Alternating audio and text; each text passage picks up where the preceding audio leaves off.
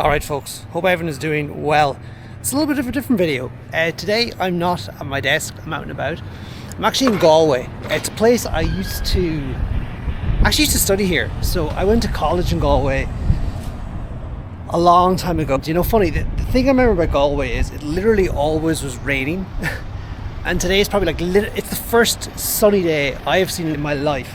Because it's been rain, it used to never stop raining here. I remember one time I thought that I wanted to get fit, right?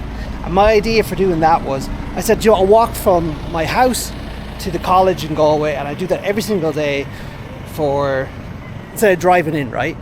What I discovered was, literally every day I get up, it was lashing rain.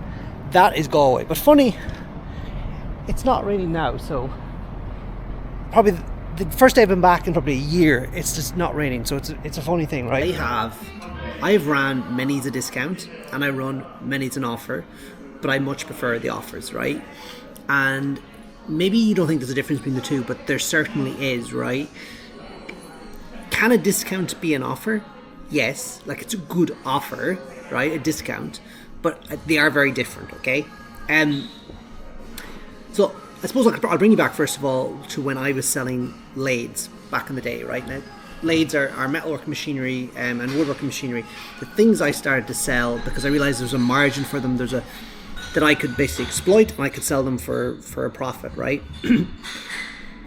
Originally, when I started selling those machines, I used to give away all the tooling that I got with them, right? I didn't hold on to any of it. I let it all go. Until one person one day said to me, and it was a great conversation because it actually kind of led me to where I am today, said, why are you giving all that stuff away? And I said, well, to be honest with you, I don't know. I just am. And he said, you should hold that stuff. Okay. So I didn't really hold it, but what I done was I would say to people, okay, the machine is, for example, €1,500. Okay. If you want to buy this extra equipment, it's €300-400 extra, right? Some people would say, no, I don't want it, I'll just take the machine, in which case I'd say okay, and we might negotiate a little bit and they might get a discount. Or they'd say, look, I do want it, I say, well, it's €400 extra, I might, we might negotiate, and I might end up getting €200 more, bearing in mind for something that I was going to give away anyways at the original €1,500 price. Or sometimes I would actually give them that equipment, but only if I got my asking price, which basically meant I didn't really reduce the price that I was selling the item at, right? So that was one thing. And then if no one bought any of the stuff, I'd actually keep it and sell it with a different machine, again for added price, or I would put it for sale on eBay. And often I used to get £500-600 extra for that equipment. And it's funny, right? My very first sale online, it's a story I've often told, is me in a pub many years ago. Much like this one, actually. It's very quiet here, but it's nice.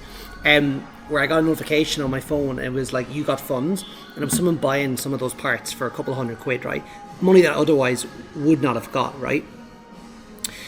So I think what I was doing was I was not discounting my product. I was saying my product is worth whatever, and I was actually creating an offer by putting in all these items of value that people wanted, and that they wanted, which means they'd pay for it, or if they didn't want them, it meant that I'd keep them for someone else.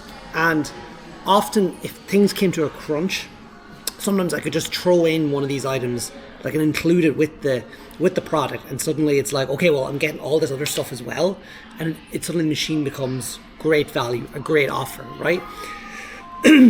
Now with Apex, we have a really good offer.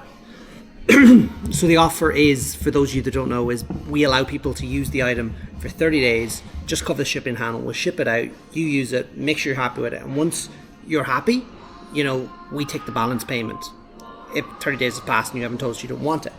If you tell us you don't want it, you ship it back and we don't charge you anything else. That's a really good offer. It's completely, from what I can see, unheard of in the physical product space, right? But it's why we've been able to actually grow the brand and launch the brand, right? Because before that we were kind of struggling, right? Because we just made the offer so good, right?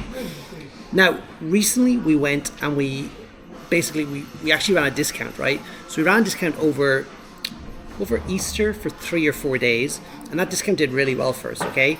But A discount kind of shouts that, I don't believe my product is worth, say, 70, 80 quid, whatever it is, right? We have to discount it to get you to buy, right? Whereas an offer, such as the 30-day trial, the Trojan offer, that basically implies that the product is worth everything we say it is, and we want you to take it, use it, be happy with it, and then pay us the true value of the item, right?